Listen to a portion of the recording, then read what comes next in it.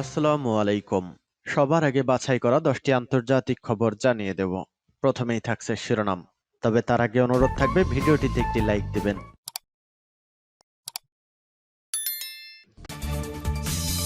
পুরোদমে ইসরায়েল ফিলিস্তিনি যুদ্ধ চলছে, জানিয়ে দিব হাতে থাকা গুরুত্বপূর্ণ আপডেট আন্তর্জাতিক সংবাদ। প্রথমেই সংবাদ শিরোনাম, ইসরায়েলে দফায় দফায় রকেট হামলা। এরপর জানিয়ে দিব হুতির হামলা বন্ধে গাজা যুদ্ধের অবসান দরকার, বলছেন কাতারের প্রধানমন্ত্রী। এদিকে ঐক্যবদ্ধ ফিলিস্তিনি সরকার প্রতিষ্ঠায় কাজ করছে আরব ও পশ্চিমারা। এরপর জানিয়ে দিব গাজায় ইসরায়েলি বর্বরতা, একদিনে 130 ফিলিস্তিনি নিহত। আরো জানিয়ে দিব ইউক্রেনের জ্বালানি ডিপোতে হামলা রাশিয়ার। এবং সর্বশেষ জানিয়ে দিব যুদ্ধক্ষেত্রে চাপের মুখে রাশিয়া। শুনছিলেন সংবাদ শিরোনাম, এখন বিস্তারিত। তবে অনুরোধ থাকবে ভিডিওতে একটি লাইক করে দিন এবং কমেন্ট করে জানিয়ে দিন আপনার মূল্যবান মতামত। ইসরায়েলে দফায় দফায় রকেট হামলা। অবরুদ্ধ গাজা উপত্যকা থেকে দক্ষিণ ইসরায়েলে দফায় দফায় রকেট হামলা চালানো হয়েছে। ইসরায়েলের সংবাদ মাধ্যমে বলা হয়েছে, দক্ষিণ ইসরায়েলের নেটিভট শহরে 50টি বেশি রকেট নিক্ষেপ করা হয়েছে। ইসরায়েলি শহরটির কর্তৃপক্ষ জানিয়েছে, গাজা থেকে চালানো রকেট হামলায় ক্ষয়ক্ষতি হয়েছে, তবে এতে কেউ হতাহত হয়নি। গত কয়েক সপ্তাহের মধ্যে এটিকে গাজা থেকে চালানো সবচেয়ে বড় হামলা বলে অভিহিত করা হয়েছে। এদিকে ইরাকে অবস্থিত ইসরায়েলি গোয়েন্দা সংস্থার ওপর ক্ষেপণাস্ত্র হামলা চালিয়েছে ইরান। এ ঘটনায় অন্তত 4 জন নিহত হয়েছেন। এমন অবস্থায় তেহরানে নিয়োজিত নিজেদের রাষ্ট্রদূতকে দেশে ফেরার আদেশ দিয়েছে ইরাক সরকার। মঙ্গলবার 16 জানুয়ারি ইরাকে ইসরায়েলি গুপ্তচর সংস্থা মোসাদের সদর দপ্তরে ক্ষেপণাস্ত্র হামলা চালিয়েছে ইরানের রেভলিউশনারি গার্ড কর্পস IRGC। একই সময় সিরিয়ায় বেশ কয়েকটি সন্ত্রাসী লক্ষ্যবস্তুতেও আঘাত হেনেছে ইরান। আইসিজির বিবৃতিতে উল্লেখ করে ইরানি বার্তা সংস্থা IRNA জানিয়েছে, ইরাকের কুর্দিস্তানের রাজধানী আরবিলে হামলা চালিয়েছে একটি গুপ্তচর সদর দপ্তর এবং ইরান বিরোধী সন্ত্রাসী গোষ্ঠীর ঘাঁটি ধ্বংস করা হয়েছে। হুতির হামলা বন্ধে গাজা যুদ্ধের অবসান দরকার, বলছেন কাতারের প্রধানমন্ত্রী। লোহিত সাগরে বাণিজ্যিক জাহাজে ইয়েমেনের হুতিদের হামলা সামরিক আক্রমণের মাধ্যমে বন্ধ করা যাবে না, বরং গাজা যুদ্ধের অবসান ঘটলে হুতিদের হামলা বন্ধ হয়ে যাবে। মঙ্গলবার সুইডেনের দাভোসে ওয়ার্ল্ড ইকোনমিক ফোরামের বৈঠকে কাতারের প্রধানমন্ত্রী শেখ মোহাম্মদ বিন আব্দুল রহমান আল থানি এই মন্তব্য করেছেন। চলমান আঞ্চলিক পরিস্থিতিকে সর্বোচ্চ উত্তেজনা বৃদ্ধির রসদ হিসেবে বর্ণনা করেছেন তিনি। শেখ মোহাম্মদ বিন আব্দুল রহমান আল থানি বলেছেন, কাতার বিশ্বাস করে গাজায় সংঘাতের অবসান ঘটলে অন্যান্য ফ্রন্টেও উত্তেজনা বন্ধ হয়ে যাবে। তিনি বলেছেন, আমাদের মূল সমস্যা সমাধান করতে হবে, আর এই সমস্যা হলো গাজা, যা অন্য সবকিছুকে নিষ্ক্রিয় করার জন্য যথেষ্ট। আমরা যদি কেবল উপসর্গের দিকে মনোনিবেশ এবং প্রকৃত সমস্যাগুলো চিকিৎসা না করি, তাহলে সমাধান অস্থায়ী হবে। গত 7 অক্টোবর ইসরায়েল এবং ফিলিস্তিনি স্বাধীনতাকামী গোষ্ঠী হামাসের মধ্যে যুদ্ধ শুরু হওয়ার পর মধ্যপ্রাচ্যে কিছু অংশে বিরোধ ছড়িয়ে পড়েছে। ওই অঞ্চলে ইরান সংশ্লিষ্ট বিভিন্ন সশস্ত্র গোষ্ঠী লেবানন, সিরিয়া, ইরাক এবং ইয়েমেনে থেকে হামলা চালাচ্ছে।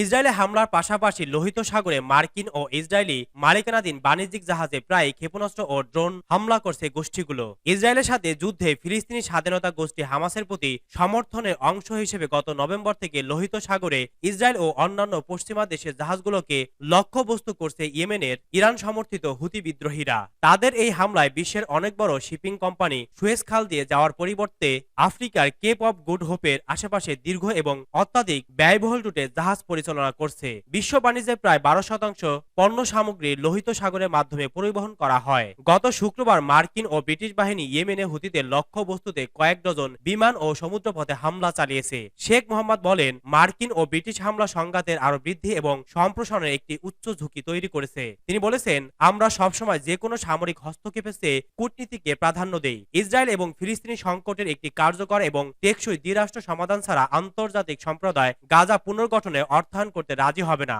বলেন শেখ মোহাম্মদ। তিনি বলেন, বৃহত্তর দৃশ্যপটকে উপেক্ষা করা যায় না। আন্তর্জাতিক সম্প্রদায়ের কাছে ইসরায়েলকে দ্বিরাষ্ট্রীয় সমাধানের জন্য একটি সুনির্দিষ্ট অপরিবর্তনীয় সিদ্ধান্তে উপনীত হওয়ার আহ্বান জানিয়েছেন তিনি। শেখ মোহাম্মদ বলেন, আমরা এটাকে কেবল ইসরায়েলিদের হাতে ছেড়ে দিতে পারি না। ঐক্যবদ্ধ ফিলিস্তিনি সরকার প্রতিষ্ঠায় কাজ করছে আরব ও পশ্চিমারা। একটি ঐক্যবদ্ধ ফিলিস্তিনি সরকার প্রতিষ্ঠায় কাজ করছে কয়েকটি ইউরোপীয় ও আরব দেশ এবং যুক্তরাষ্ট্র, যাতে করে পুনর্গঠনের তহবিল গঠন করা সহজ হয়। সুইজারল্যান্ডের দাভোসে এক সাক্ষাৎকারে কোনো দেশ নাম উল্লেখ না করে একথা বলেছেন নরওয়ের পররাষ্ট্রমন্ত্রী এসপেন বার্থ আইডে। ব্রিটিশ বার্তা সংস্থা রয়টার্স এ খবর জানিয়েছে। নরওয়ের পররাষ্ট্রমন্ত্রী বলেছেন, অনেকগুলো দেশ আমাদের সঙ্গে কাজ করছে, একটি বৃহত্তর ঐক্য সরকার গঠনের চেষ্টা করা হচ্ছে। তিনি বলেছেন, নরওয়ের অবস্থান হলো একীভূত ফিলিস্তিনি ভূখণ্ড শাসনে দায়িত্ব থাকা উচিত ফিলিস্তিনি কর্তৃপক্ষের হাতে, কিন্তু শেষ পর্যন্ত তা হতে হবে ফিলিস্তিনিদের চাওয়া মোতাবেক। 1992 থেকে 93 সালে ইসরায়েল ও প্যালেস্টাইন লিবারেশন অর্গানাইজেশন PLO এর মধ্যে আলোচনায় মধ্যস্থতাকারী হিসেবে দায়িত্ব পালন করেছেন নরওয়ে। এই আলোচনার ফলশ্রুতিতে 1993 সালে আসলো চুক্তি হয়। এই চুক্তির অধীনে ফিলিস্তিনি কর্তৃপক্ষ পশ্চিম তীর শাসনে সীমিত শাসনের সুবিধা পেয়ে আসছে। 2014 সালে চুক্তিটি ভেস্তে পড়ার আগ পর্যন্ত একটি ফিলিস্তিনি রাষ্ট্র গঠন নিয়ে ইসরায়েলের সঙ্গে আলোচনা চালিয়েছে ফিলিস্তিনি কর্তৃপক্ষ। 2007 সাল থেকে গাজা শাসন করছে হামাস। আসলো চুক্তির পর থেকে ফিলিস্তিনি ভূখণ্ডে সহযোগিতার জন্য আন্তর্জাতিক দাতা গোষ্ঠী একটি সংস্থার নেতৃত্বে রয়েছে নরওয়ে। ইসরায়েল এবং ফিলিস্তিনের মধ্যে কূটনৈতিক যোগাযোগ পুনরুজ্জীবিত করার জন্য কাজ করে যাচ্ছে দেশটি। বার্থ আইডে বলেছেন, সংঘাত পুরো অঞ্চলে ছড়িয়ে পড়তে শুরু করায় দ্বিরাষ্ট্র সমাধান জরুরি হয়ে পড়েছে, কিন্তু শুধু যুক্তরাষ্ট্র এবং ইসরায়েলি জনগণ ইসরায়েলের অবস্থানকে প্রভাবিত করতে পারে। তিনি বলেন, আমরা ফিলিস্তিনি ঐক্য গঠনে কাজ করতে পারি এবং আগ্রহী দেশগুলোর সঙ্গে আলোচনা করতে পারি। 7 অক্টোবর ইসরায়েল হামাস যোদ্ধাদের হামলার পর গাজায় ইসরায়েলি বোমাবর্ষণের পর দ্বিরাষ্ট্র সমাধানের আহ্বান জোরদার হয়েছে। গাজায় ইসরায়েলি আগ্রাসনে এখন পর্যন্ত 24,000-এর বেশি মানুষ নিহত হয়েছেন। দ্বিরাষ্ট্র সমাধান নীতি অনুসারে গাজা ও পশ্চিম তীরে এ নিয়ে একটি রাষ্ট্র গঠিত হবে, যা ইসরায়েলের পাশাপাশি অবস্থান করবে। ইসরায়েল দাবি করে আসছে, ভবিষ্যৎ ফিলিস্তিন রাষ্ট্রের নিরস্ত্রীকরণ নিশ্চিত করতে হবে, যাতে করে তারা দেশটির নিরাপত্তার জন্য হুমকি না হয়। গাজায় ইসরায়েলি বর্বরতা, একদিনে 130 ফিলিস্তিনি নিহত। গাজায় চলমান ইসরায়েলি হামলায় 24 ঘন্টায় প্রাণ হারিয়েছেন আরো 130 ফিলিস্তিনি। এক প্রতিবেদনে কাতার ভিত্তিক সংবাদ মাধ্যম আল জাজিরা এ তথ্য জানায়। প্রতিবেদনে বলা হয়, সোমবার রাতভর হামলা চলে গাজার উত্তর ও মধ্যাঞ্চলে। শরণার্থী শিবিরে অবস্থিত আবাসিক স্থাপনা, স্কুল এবং হাসপাতাল ছিল মূল লক্ষ্য।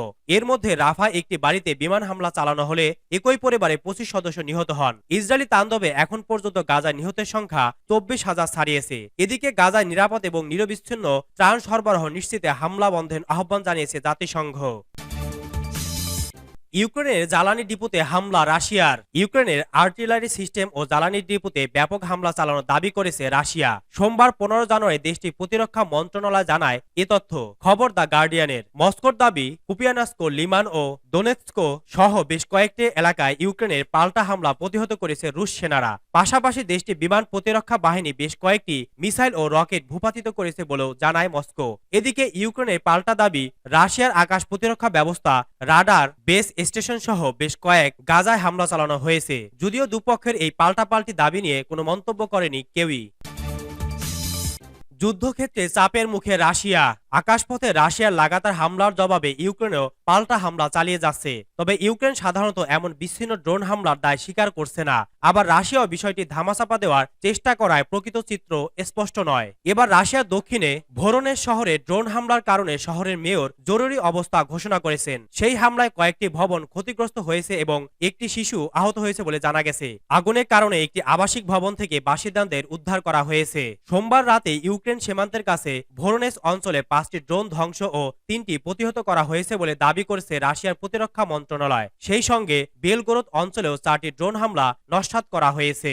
উল্লেখ্য, রুশ সংবাদ মাধ্যমের সূত্র অনুযায়ী ভোরোনেজ শহরের কাছাকাছি রাশিয়ার একটি বিমান ঘাঁটি রয়েছে। ইউক্রেনে হামলা চালাতে সেখান থেকে সুখুই Su-34 যুদ্ধবিমান পাঠানো হয়। সোমবার রাতে সেই এলাকায় কমপক্ষে 15টি বিস্ফোরণের শব্দ শোনা গেছে বলে কিছু রুশ সূত্র টেলিগ্রাম চ্যানেলে দাবি করেছে। গত কয়েকদিনে রাশিয়ার সামরিক বাহিনী বেশ ক্ষয়ক্ষতির মুখে পড়েছে। আজব সাগরের ওপর দুটি গুরুত্বপূর্ণ সামরিক কমান্ড বিমান ধ্বংস হওয়ার ঘটনা নিয়ে অবশ্য বিভ্রান্তি এখনো কাটছে না। বিশেষজ্ঞদের মতে প্রায় $30 কোটি মূল্যের রাডারযুক্ত A-50 বিমান এবং II-22 কমান্ডো বিমান হারানো রুশ বাহিনীর জন্য মারাত্মক ঘটনা। ইউক্রেন সে সাফল্য দাবি করলেও প্রকৃত ঘটনা সম্পর্কে সংশয় থেকে যাচ্ছে। র্যান্ড কর্পোরেশনের বিশেষজ্ঞ উইলিয়াম কার্টনি ডয়চে ভেলেকে বলেন, রাশিয়ার হাতে সম্ভবত 6টি A-50 বিমান ছিল। বিশেষ করে ইউক্রেন মার্কিন F-16 যুদ্ধবিমান মোতায়েন করলে সেই বিমানে গতিবিধির ওপর নজর রাখতে রাশিয়াকে A-50 উপর নির্ভর করতে হবে। II-22 কমান্ড বিমানও সেক্ষেত্রে গুরুত্বপূর্ণ ভূমিকা পালন করবে।